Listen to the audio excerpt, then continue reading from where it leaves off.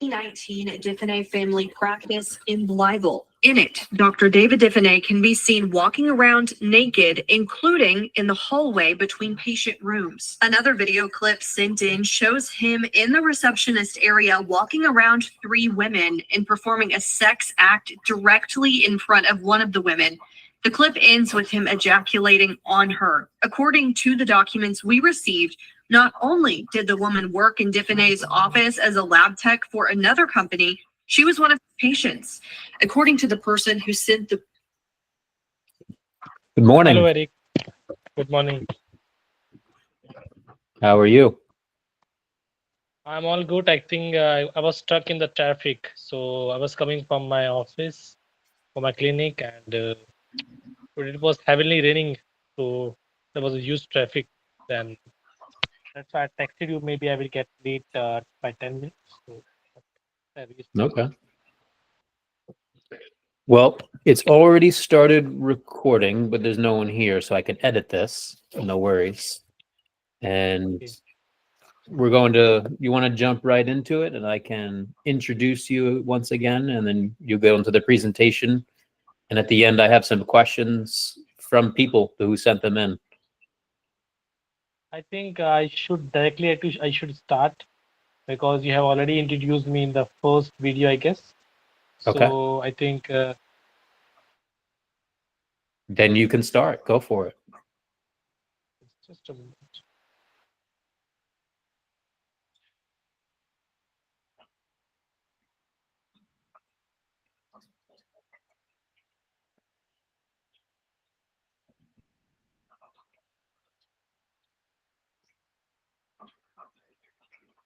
Can you see my screen now, Eric? Yes. Okay. So Eric, last time we have covered this topic, that is the healing the gut. We saw the definition of Ayurveda, the aim of Ayurveda. We talk about Panch Mahabhutas, the three doshas. We talk about the combination, the correlation with the Panch Mahabhuta and the three doshas. We saw the Sapt Dhatus and its function in relation with the three doshas. Then we saw the Trimalas. Then the last part, it was about the agni, that is the metabolic fire, and we also saw about the understanding agni and its states. We saw the agni states, that is the Visham agni, Tikshna agni, Manda agni, and the Sama agni. Then the last we saw about the kostam, that was the Krur Kosta, Mridu Kosta, Madhyam Kosta. As per the doshas, we saw the Krur Kosta, it was subjected to the Vata dosha, the Mridu was subjected to Pitta dosha, the Madhyam was subjected to the Kapha dosha. So we already covered these topics.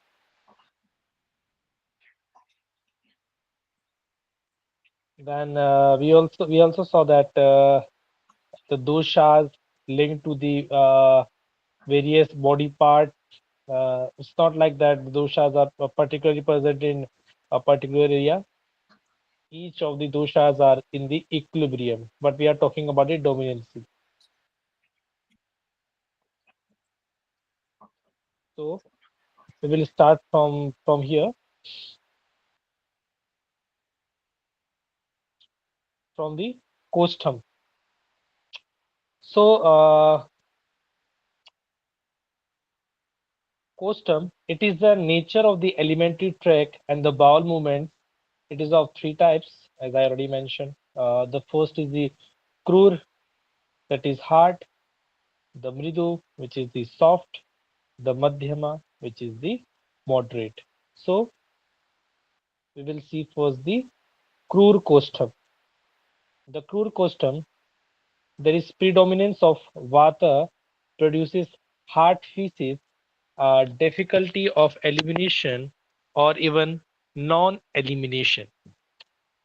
The predominance of pitta causes watery or semi-solid feces moving out more than once or twice in a day. So usually in the core costum, we have to take more liquids and the fibers. Then the Mridu Costa, predominancy of kapha causes the soft, the solar feces moving out smoothly. Here we require to eat uh, more bitter foods. In the Madhyam Kostama, it is all the doshas are normal Madhyam Kosta, normal feces once a day.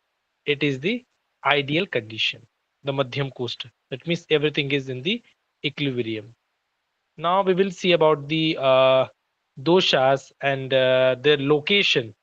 So the first, that is the kapha. So usually the kapha position, it is mentioned that kapha position in the upper respiratory tract, that means upper part.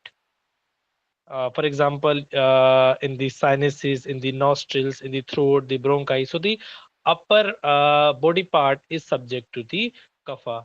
That doesn't mean that the upper body part does not have pitta and the vata, but there will be dominancy of the vata dosha.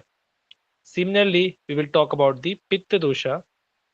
The pitta dosha, uh, the organs, that means in the pitta region, we will see the abdominal region like the liver, spleen, gallbladder, stomach, duodenum, pancreas.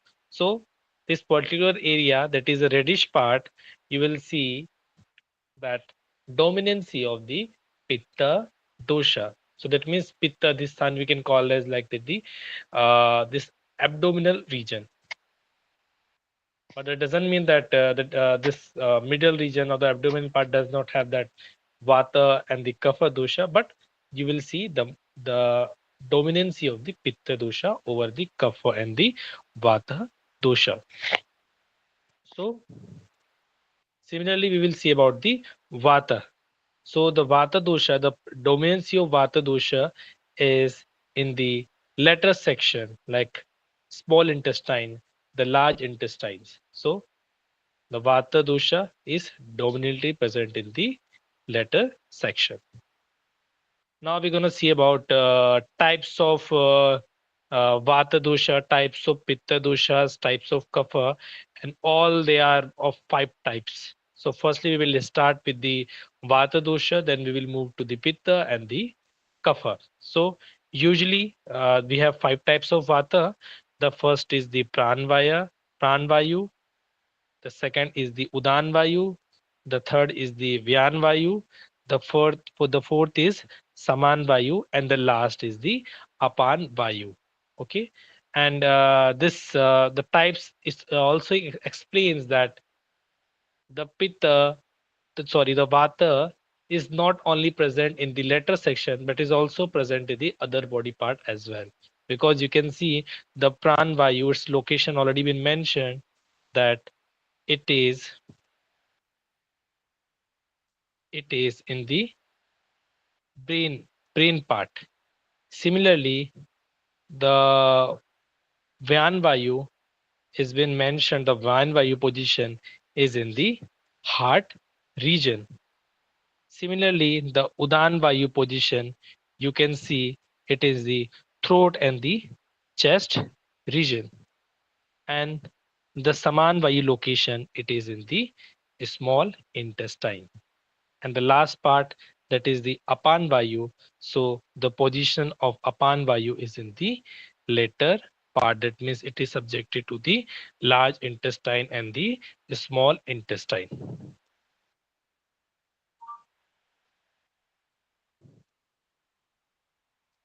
Now we will talk about the types of kapha. So as already mentioned, the location of kapha is usually in the dominancy of the kapha dosha is in the upper body part. But this also signifies that the kapha is also present in the remaining part. That means in the abdomen, it may be present in the lower section as well. So we can see the first type is the tarpaka kapha. So the tarpaka kapha is position is in the brain and the spinal cord. Similarly, the second type is the bodhaka kapha. The position of bodhaka kapha is in the mouth and the tongue region. Similarly, the Avalambak kapha, its position is in the thorax cavity, lungs, the pleural cavity. The number four is the Kledak kapha. Its position is in the upper part of the stomach. And the last, that is the number fifth position, that is the Saleshaka kapha. So its position is in the joints. Now we will talk about the types of pitta. So the first type is the Sadhak Pit. The Sadhak Pit position is in the brain and in the heart. Similarly, number two is the Alochak Pit. So its position is in the all the parts of the eyes. The number three is the Bhrajaka Pit, which the position is in the over the skin. The number fourth is the Ranjaka Pit. Its position is in the liver, spleen, and the small intestine. The number fifth is the Pachaka Pit, which is the lower part of the stomach and the small intestine. So, our topic, that is the gut issue, is usually subjected to the Pitta more. So, here we will entertain the Pitta topic more. Now, we will see the types of taste that, or we call as the rasa. So, the number one is the Madhur rasa. The number two is the amla, or we could call as the sour. The number three is the salt rasa or the lavana. The number fourth rasa is the katu or the pungent. Number fifth is the tikta or the bitter rasa. The number last is the estrogen or the kashaya. So usually its effects on the dosha, if you will see the sweet, that is the madhurasa, it increases the kapha dosha. Similarly, that is the amla rasa, it will increase the pitta dosha. The salt or the lavana rasa, it will increase the kapha dosha. The pungent or the katu rasa, it will increase the vata. The tikta or the bitter rasa will increase the vata dosha. The estrogen or the kashaya, it will increase the vata dosha. So usually we will talk about the pitta dosha. So let's say somebody is having more pitta or maybe digestive disorder. So we will ask the patient not to take the sour rasa. That means the food containing the amla rasa or the sour taste. You can see the qualities of particular rasa. Usually the madhur rasa is heavy, it is oily, and its guna is like a soft. The sour, that is the amla rasa, it is light in the nature, it is oily, and it is the soft. The salty or the lavana rasa, it is heavy, oily, and the sharp.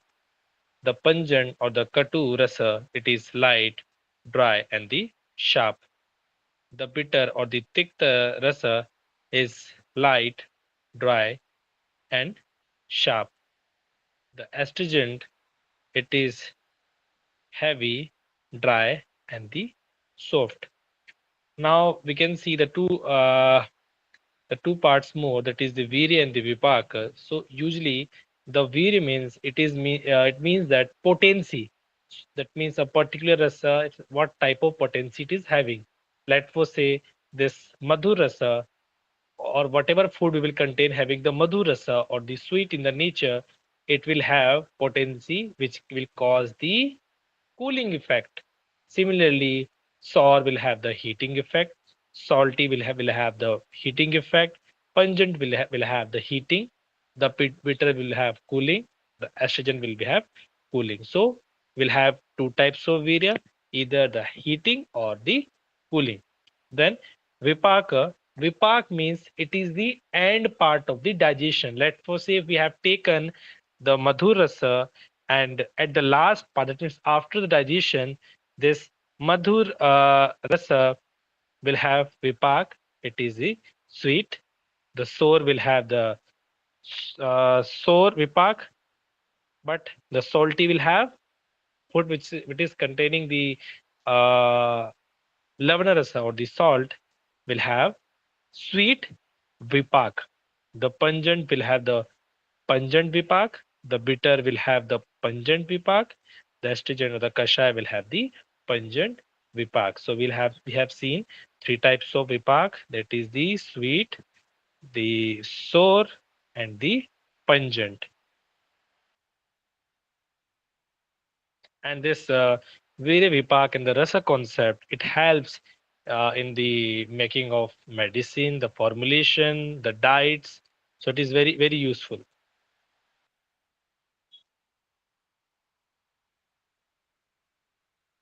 The process of digestion. So in this section, we're going to talk about the Ayurvedic perspective of the digestion, how it occurs.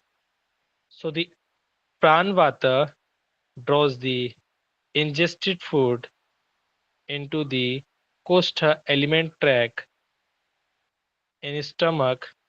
The food gets softened by the unctuous substance or oily, which gets split into the small particles by the liquid. So we have seen the types of vata, and among them, it was pranvata. It draws the ingested food from the costa or the alimentary tract into the in stomach. The food gets softened by the unctuous oily substance. The agni, that is the metabolic fire, or we can call as enzymes, located in the udar, that means the stomach region, gets stimulated by the shamana saman vata. We have seen the second types of vata, that is the saman vata. This agni is stimulated by the vata, digest the food that is taken in the required quantity and in the right time for the promotion of the longevity. So here we can see the role of the doshas in the process of digestion. For example, we have correlated the digestion through an example. Considered a cooking pot containing rice and the water placed on fire. As the fire placed below the cooking pot helps in the cooking of food. Similarly, the agni, the enzymes, helps in the digestion of food located in the amashe or the stomach part. This leads to the production of rasa, the chyle nutrition rich resultant of digestion, and mala, that is the waste product. So after digestion, we get the rasa, or we can call it with the chyle, and the waste product, that is the mala.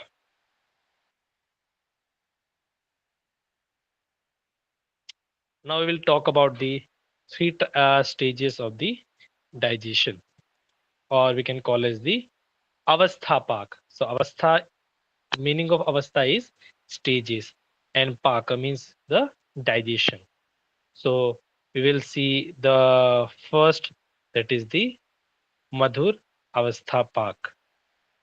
As soon as the food consisting of six rasa that I already mentioned, the six rasas is taken, it goes to stomach, and sweetness, that is the madhur bhava, is manifested during the first stage of the digestion. It results in the stimulation of the kapha, which is the thin and the frothy in the nature. So in the first part, the food, it converts in the form of madhur avastha pak. So it will have the sweetness quality. The second avastha pak, it is the amla avastha pak. So during the second stage of the digestion, the food remains in the semi-digested form, that is the vidhagd, which results in the sourness. That means the taste will be like a sour. While moving down from the amashe, that is the stomach, this semi-digested and the sour stuff stimulated the production of transparent liquid called as the pitta. So pit itself is a sour in the test. So we have seen the relation of the sore and the pitta dosha. So that means the during the digestion of the food, firstly the food will go into the madhur avastha pak. The second, it will convert into the amla avastha pak, and the third is the katu avastha pak. So when this food product reaches the pakvasha, that is the large intestine, it gets further digested, that is cooked and dehydrated by the agnis or enzymes, and it is taken a bolus form, resulted in the pungent taste. Pungent taste, they stimulate the vata dosha. So we can see the first part, it was the, you can see the first part, the first part was the madhur avasa. So the madhur, that means the, it will aggravate the kapha dosha. The second was the amla, that is the pitta part. We have seen the pitta location, what it was in the abdominal region, and in the later part we have seen the dominancy of the vata, that is the katu avastha pak. So this avastha pak signifies the dominancy of the doshas at two particular levels. Now we will, in the first part, we have seen about the types of agni. So among them, there was an bhutagni pak, that is bhutagni. So here we will discuss about the bhutagni pak. So pak means it's a digestion. So digested by the elemental fire. So there are five types of agni, that is the digestive factors based on the five elements, as we have already seen in the first part. The Parthiv Agni, that is responsible for the digestion of the solid food matters. The Ape Agni, responsible for the digestion of liquid foods. The Tejas Agni, responsible for the digestion of the foods with free element.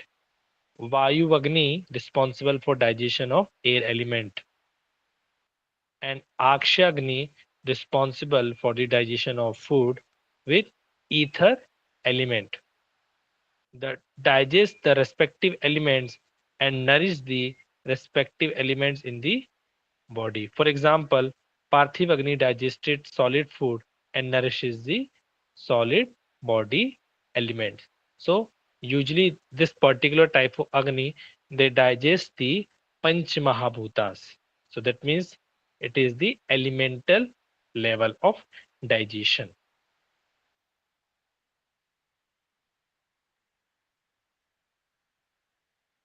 Now we'll talk about the Dhatva Agni Paka, the absorption of digested food at the tissue levels. Thereafter, the digested food is subjected to the Dhatu Pak. So earlier it was the Bhutagni Pak. Now we will talk about the Dhatu Pak.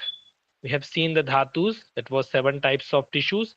The Rasa, Rakta, Mans, Med, Asti, Majja, Shukra. Each of Dhatus have their own Agni, digestion power. With this Agni, the digested food gets divided into the Sar Bhag, that is the essence part. This nourishes the respective dhatus. The Kita Bhaga is the waste product. This form of waste product mala of the respective dhatu. So usually during the digestion of these dhatus, that is rasa rakta mas med asti mazza and the shukra, we will get two parts. The number one part is the sar bhaga, which is essential for the body and it needs to be absorbed, and the kita bhaga is the waste product and this needs to be eliminated from the body. Now we'll talk about the process of the metabolic transformation. The nutrient fraction of rasadhatu provides the nourishment to the rakta, that is the blood. The nutrient part of the rakta, that is the blood, nourishes the mamsa, that is the muscle tissue, that of Mams to Medas, that is the fat, that of Medas to the Asti, and that of Asti to the Majja, that is the bone marrow, and the nutrient fraction of Majja nourishes the Shukra, that is the semen. The fetus, that is the Garbha, is the product of nutrient of the Shukra or the semen, that is the sperm or the gametes. So usually what happens, this metabolic transformation, it's a process, is a chain process. That means the rasa dhatu, nourishment to the rakta dhatu. That means the rasa means the body fluid. The body fluid will give nourishment to the blood. The blood will give nourishment to the mams, that is the meat part. The mams, that is the meat part, will give nourishment to the medas or the fat part, and this fat part will get nourishment to the bony part, and this bony part will give nourishment to the bone marrow, and this bone marrow will nourishes the gametes, that is the uh, ova and the semen or the sperm. So this is the process of the metabolic transformation. Now we'll talk about the nourishment of the updhatus, the subsidiary secondary tissue elements. So usually the breast milk, or we can call as a stanya also, the breast milk, and the menstrual blood, or called as the artava, are formed out of rasa. So usually the rasa dhatu will have two updhatus, which is the products of rasa dhatus. First is the first is the breast milk. The second is the menstrual blood. Now we will talk about the rakta. So usually kandra, that is the tendons, and the vessel, that is the siras, are formed of the rakta dhatu. So usually kandra and the sira are the updhatu of rakt dhatus. The vasa, that is the muscle fat, and the six layers of skin are formed out of mams dhatu. So mams dhatu is having have two updhatus. First is the vasa, the and the six layers of the skins. The med dhatu is having one updhatu, which is the sanayu or as a ligament. Malas or the waste products. The followings are the malas, the waste products of anna, food, and the dhatus, that is the tissue elements. The anna dhatu mala, the waste products. The number one is anna, food, eel, stool, and the urine as a waste products. The number two, the rasa yield, kapha, as a waste product. Rakta gives out the pitta. So pitta is a waste product of rakta, or we can call as a rakta is originated from the pitta, or the rakta is giving out the pitta. The mams or the muscle tissue, the khamala is a waste product excreted from the cavities like ears, eyes, nose, mouth, and the genital organs. The made, the fat tissues, the product is the sweat. So made waste product will be sweat. The asti or the bone, the kesha, that is the hairs, and the loma are the small hairs. So asti, malazar, kesha, and the loma, that is the hairs and the big hairs and the small hairs over the body. The majja, that is the bone marrow, the unctuous part present in the eyes, stool, and the skin. This unctuous part is the waste product of the majja dhatus. So we have seen the waste products of the particular dhatus.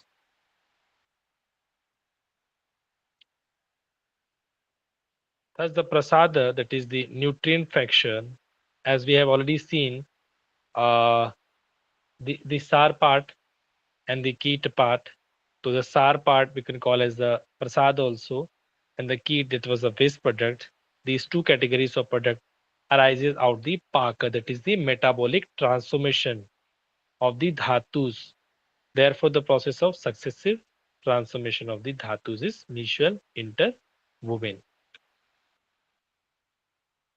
Now, we will talk about, because we have discussed about the basic concepts, the tridosha, trimalas, the transformation, the types of stages of digestion as per the Ayurveda, that is the Avasthapak.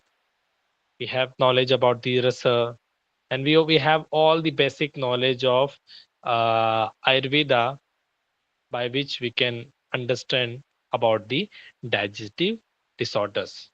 So, usually the main person responsible for the digestive disorder is the ama. So, we will see what is ama. Ama is a product of indigestion formed in the stomach, which tends to cause many symptomic systemic diseases. When vitiated doshas come in the association with the ama, they called as a sama dosha. So usually what happens, that if we have indigestion, this leads to the vitiation of the doshas, usually pitta, and this causes the production of ama. And when vitiated doshas, let's suppose it may be pitta, it may be kapha, it may be vata, if any of the vitiated doshas come in the contact of the ama, so ama is the indigested part, and when it is come in the contact with the doshas, it is known as the sama dosha. These sama dosha are very tough to handle, as they produces serious symptoms and are root causes of many diseases. Similarly, the sama dhatus, tissues associated with the armor. So usually the first stage was initial stage, and if you have not treated that issue, this sama dosha will reaches to the tissues level, and we call as the sama dhatus, or the tissues associated with the armor. And this condition will also reaches to the malas, that is the waste product. And once this waste product is waste product is associated with this armor, it may causes too many diseases. Armor, owing to its sticky nature, is responsible for many blocks occurring in the cells and the tissue channels, etc., causing depletion of the nutrition needed for tissues functions and retention of waste within the body.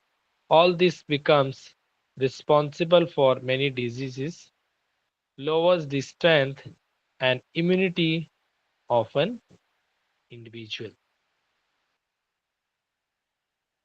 Causes of indigestion or the armor formation. So here we will see the causes of armor formation. The first, we will talk about the spicy foods, chili, oily foods. Sometimes, usually, some medicines also, if you are not taking properly, it may also causes the uh, armor formation.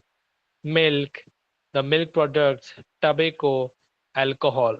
So, usually, if individual who does not have the property to digest the milk, and if he or she is taking the milk products, will cause the armor formation. And usually alcohol and tobacco, they also causes the indigestion problems. The irregular food habits and the sleeping patterns. So usually in this area we can see, usually people, they don't have any fixed routine of having food. This also causes the indigestion, the sleeping patterns. Usually they are awake till late nights. So this also causes the indigestion issues. Medications like painkillers, antibiotics, or oral contraceptive and steroids, they also causes indigestion issues if you are not taking in the proper dose with the prescription, and if you have the thin habit to have these medications regularly, may also causes the indigestion issues. Intestinal parasites, so usually worms and all those things, they also causes sometimes indigestion. Diseases of pancreas, liver, gallbladder, intestinal infection, they also causes indigestion. During the pregnancy, premenstrual period, menopausal periods in the woman, it also causes the indigestion and sometimes leads to the armor formation. Emotional upset like anxiety, stress, examination, family tension, etc., they may also causes the indigestions or the armor formation. So the main culprit of this digestive disorders is the armor formation. Now we will see the two disorders and its relation in the Ayurveda. So first we will start with the IBS and the Ayurveda. So the first, that is the irritable bowel syndrome, that is the IBS, is characterized by the recurrent abdominal discomfort in the association with the alternative episodes of the diarrhea and the constipation. Ayurveda mentioned one disease known as the Grahani. So usually the IBS, it comes under the disease mentioned in the Samhita, that is a Charak Samhita, that is comes under the group that is known as the Grahani. The symptoms of this Grahani resemble most of the IBS symptoms. As already mentioned, the Grahani is the seat of Agni and is also called so because of holding up the food. So usually the Grahani part is the duodenum part, the Grahani part, and this disease is also known as the Grahani because it holds up the food. The Agni is dearranged by fasting, eating during indigestion, overeating, irregularly eating, intake of unsuitable, heavy, cold, too rough, and contaminated food, uh, emaciation due to some diseases, faulty adaptation to place, time, and season, faulty administration of emesis, that is the panchkarma part, the purgation and the unction suppression of the natural urges. So all these factors, these are the causative factors of indigestion or the IBS. This will cause the dearrangement of the Agni. Why arm get formed? Arm get formed.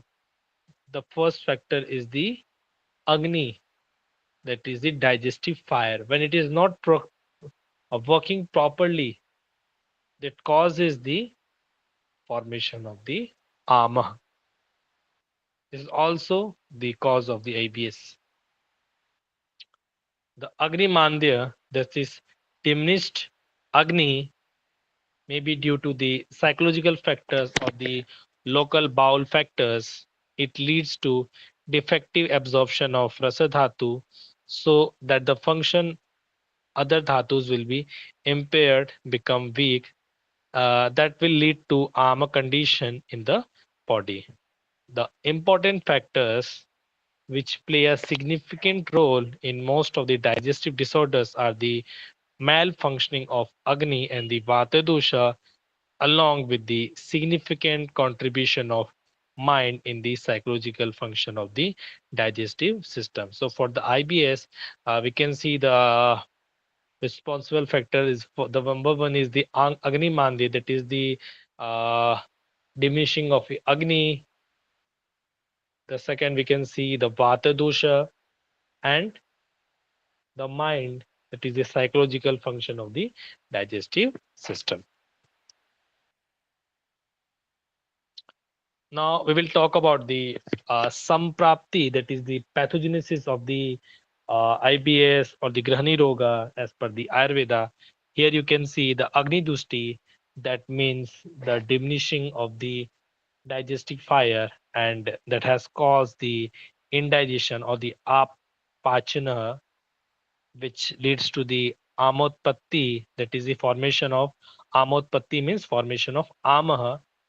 This will lead to the shuktapaka, that means the causes the indigestion. This indigestion will lead to the amavisha, localized at the GIT level, generalized in the whole body. So usually that ama will lead to the formation of toxin in the body. It is known as the amavisha, and this amavisha will lead to the grahani, and will cause the grahani dosha or the grahani dushti, that is in the duodenum region, and this is known as the grahani roga, or we can call it with the IBS. So here you can see the first part, that is the agni dushti. So we have to maintain the agni, that is the digestive fire. So in the IBS condition, what we have to do as per the Ayurveda and what we have to avoid. So here we can see the do's: eat all rice, the jowar, the gourd, the coriander leaves, lentils, green gram soup, the black pepper, dried ginger, the wood apple, pomegranate, the nutmeg, the skimmed milk. The buttermilk is very, very essential. The hot water, complete rest, and the adequate sleep. So these are the action that we have to perform. And the thing that we have to avoid is wheat gram, maize, barley, pigeon pea, cowpea, skip black gram, soybean, saga, kidney bean, potato, sweet potato, navel coal, onion, coconut, groundnut, chili, olive food, chicken, red meat, crabs, prawns, fish, leafy vegetables like sorrel, drumstick, etc., mango, pineapple, watermelon, cashew, pumpkin, gourd, papaya, jackfruit, excessive milk, day sleep, awakening at the night, tension, suppression of the urges before the bed.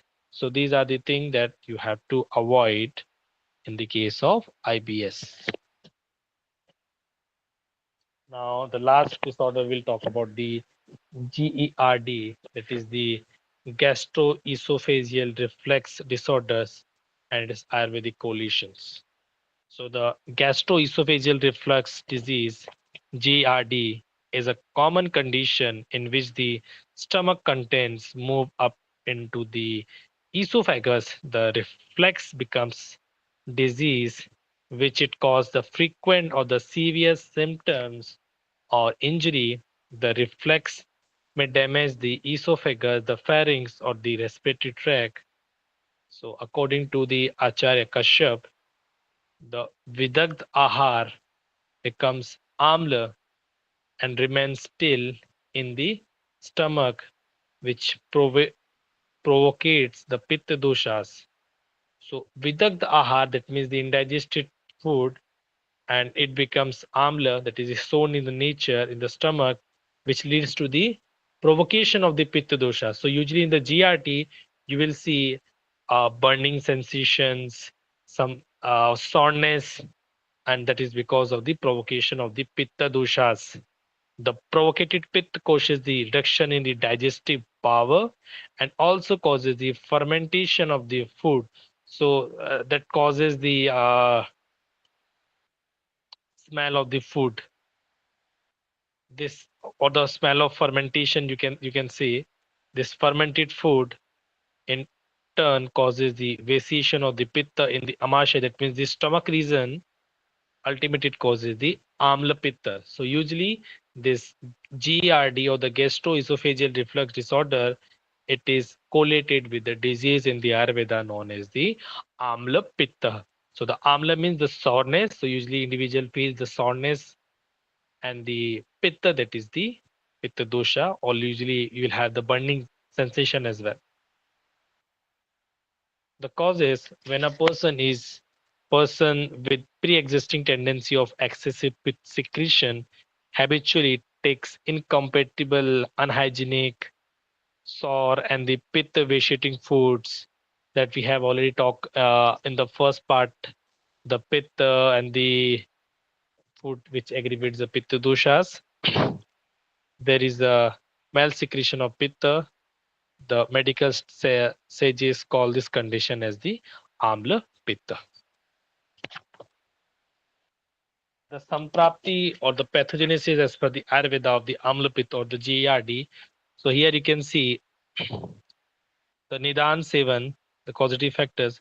Dosha Prakopa is basically the pitta. So we have seen the provocation of the pitta doshas, which leads to the Agni Mandya, that means again diminishing of the Agni, that means the digestive fire. That will lead to the Ajirna, that means is Ajirna means also indigestion. The Vidakt Dhatu of the Anna is also a type of indigestion that will lead to the increased amlata in the amashe, that is in the stomach. You will see increasement of the soreness, and this will lead to formation of the amla pitta, and this is known as the amla pitta. So now what we have to do and what we have to avoid. So for the do's, the pathya, the light food, coconut water, articles uh, having cooling properties. So the treatment will be just opposite to the qualities of pitta, because the causative factor of this uh, GRD or the amla pitta is the pitta. So we have to avoid the foods which will lead to the aggravation, provocation of the pitta. Vegetables like pumpkin, bitter gourd, matured ash gourd, leafy vegetable except methi, because this methi it increases the pitta doshas. The wheat, the old rice, barley, green gram, sugar candy, cucumber, fruit like gooseberry, dry grapes, black grapes, sweet lime, pomegranate, a cup of lukewarm milk after every 2 or 3 hours. Usually, this intake of milk will cause the increase of the kapha. The nature of the milk is sweet in the nature, which is just opposite to the pitta qualities. So this will milk will have to reduce the pitta dosha. 1 teaspoon of the ghee with the warm milk. So ghee is also having the property of pacifying the excessive pitta dosha with the warm milk. Take adequate sleep, rest, practice yoga, pranayama, and the meditations. The thing that you have to avoid is avoid excessive spicy, sour, and the salty substances, because all three causes the increasement of the pitta. Avoid fries and the junk food items. Do not remain hungry, because once we are hungry, it will lead to the provocation of the pitta more. Avoid fasting also. Do not overeat. Take small quantity of meals.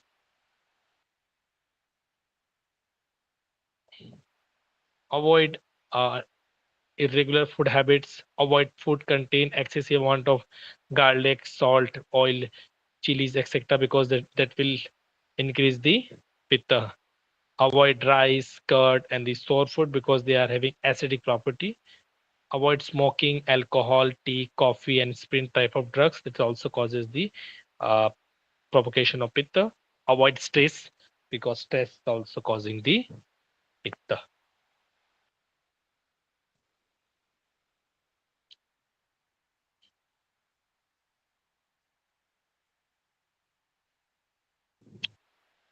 Now, in the last part, you will see the gut disorder management through the Ayurveda.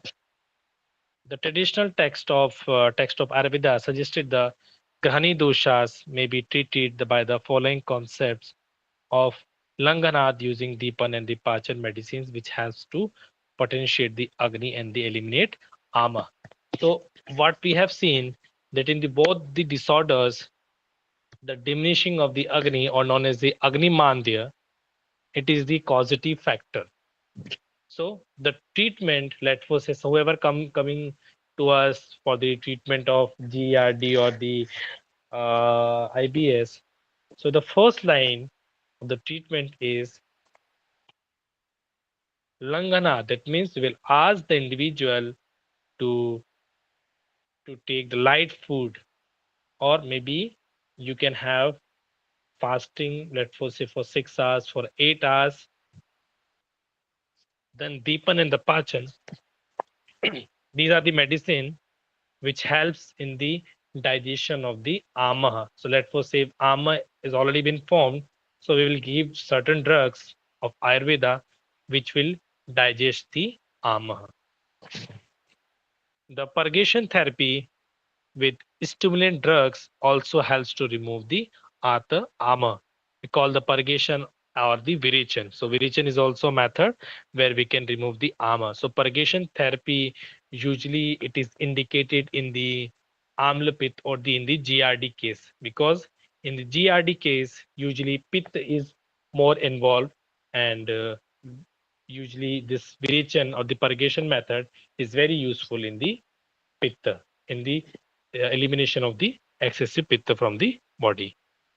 The Trifla Churna helps in the evacuation of the stool. Trifla, it is having three herbs, and this three herbs is very, very good effect in the digestive disorders.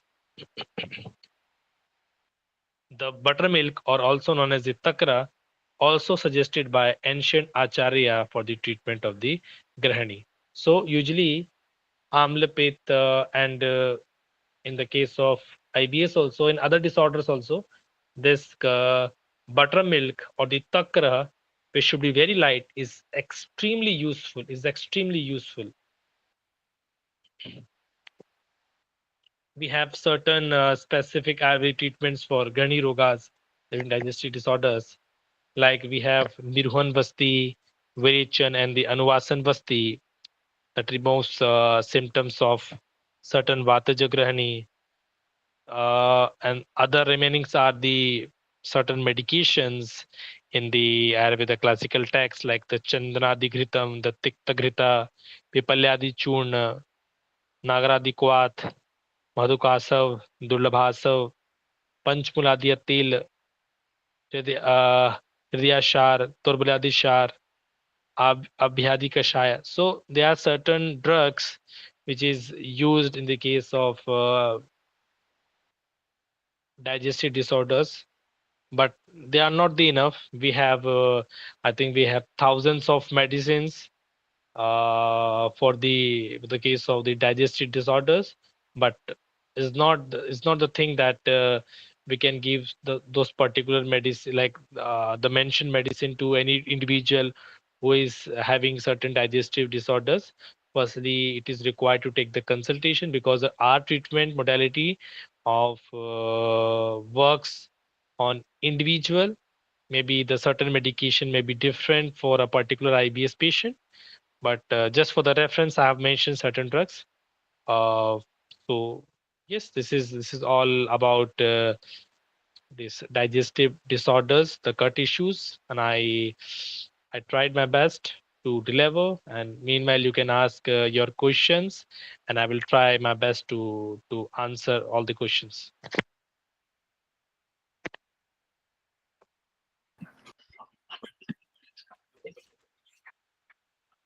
Thank you very much, Dr. Shantanu.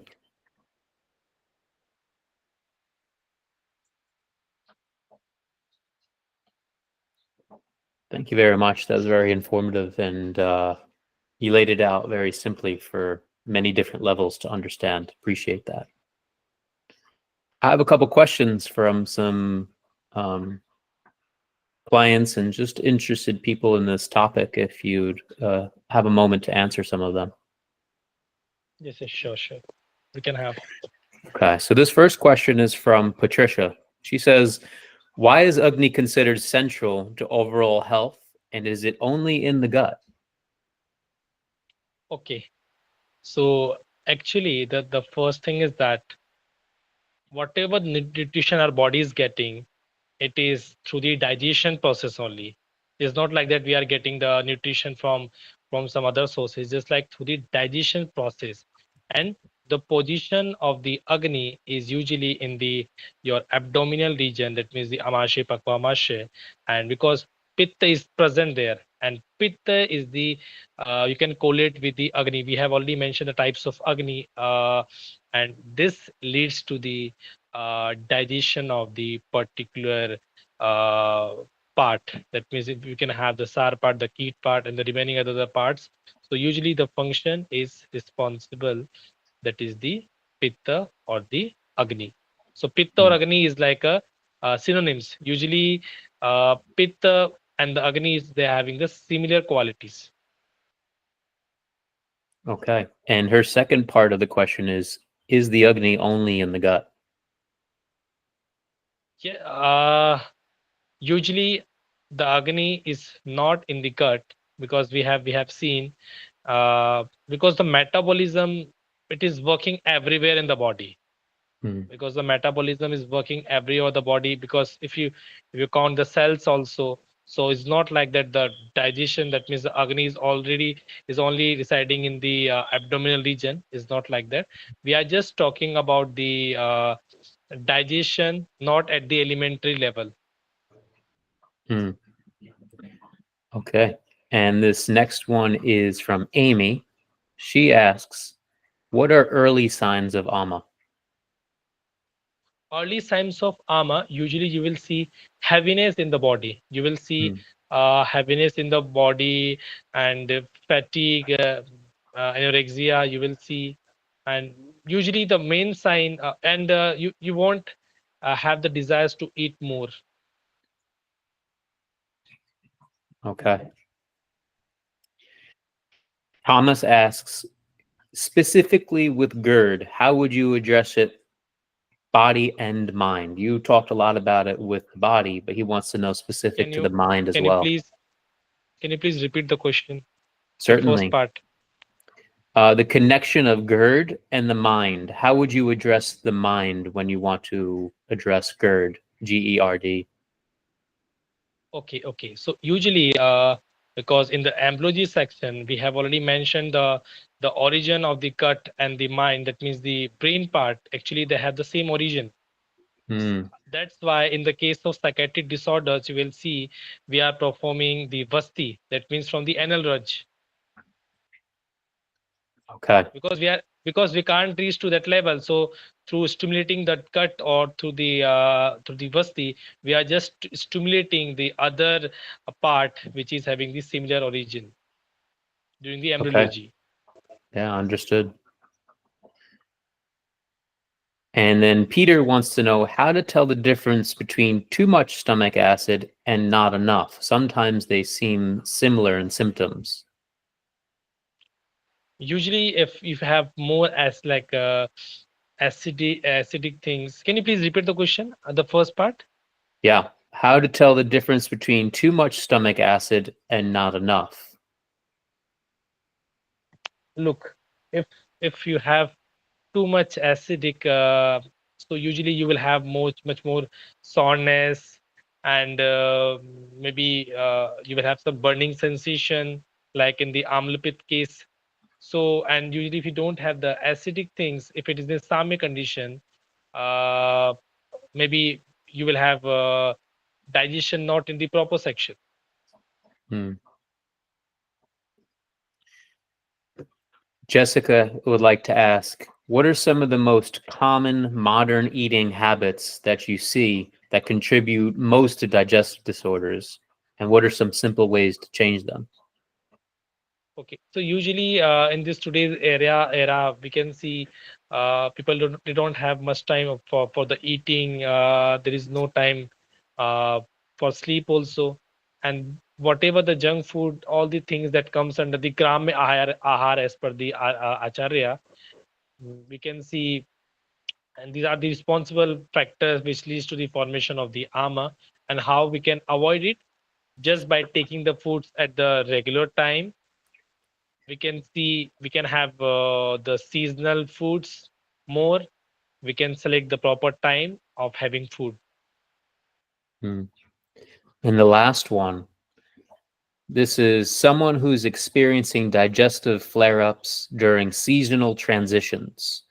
What are some practical steps they can take to prevent this? Usually, as I already mentioned, that acharyas in the Ayurvedic classical book, they have already stated about this thing that month-wise you have to regulate your eating habits and other habits as well. Hmm. So let's first say in the winter, winter usually, if you talk about in India, usually in the winters, people is asked to take more sweet items, more sweet or maybe more oily foods. But in the summer section, you will not see because in because of the if you will take those things in the summer season, it will leads to the aggravation of the vata doshas. Similarly, if you will take in the your winter season, it will lead to the accumulation of the kapha more. So all these things are interlinked with the vata, pitta, and the dosha. So as per the season, you have to regulate your diets. So usually I ask individuals to take the seasonal foods or seasonal fruits because in each locality, in each area, you will see certain local food habits. Hmm. How often would you recommend someone cleanse the body per year? So usually for the cleaning of the body, the first thing is the Amapachan, as already stated, that is in the Shaman part.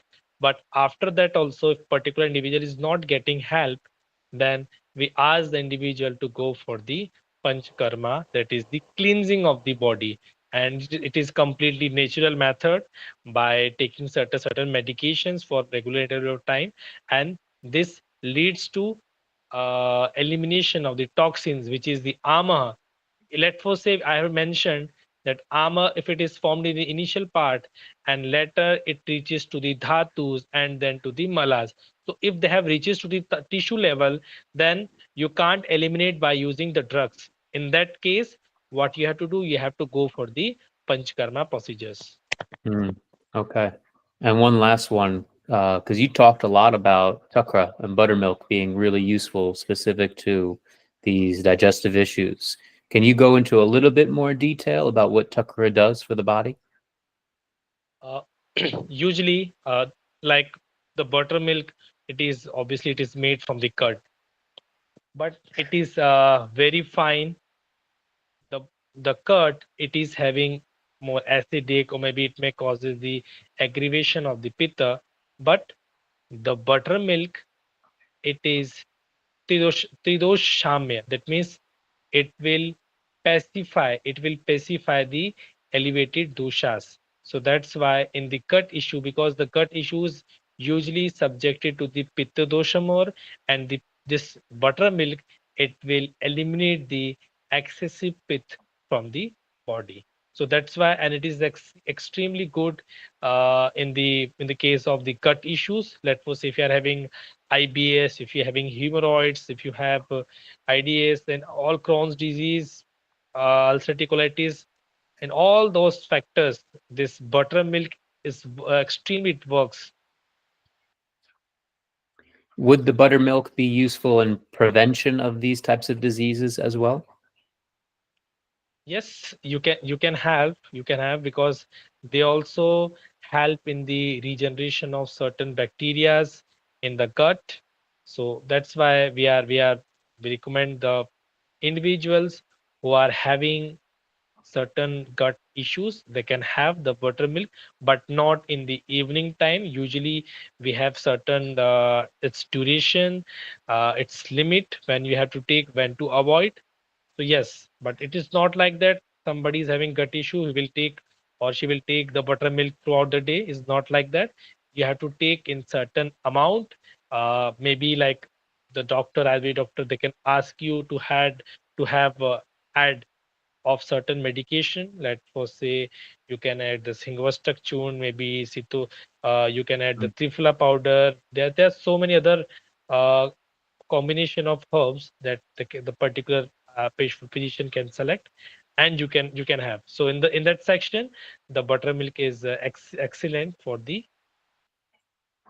gut issue. All right. Thank you very much, Dr. Shantanu. Thank you so much, Eric. And I've tried my best to deliver whatever the knowledge that I had. And meanwhile, if you can have some more questions, you can text me and then we can discuss later.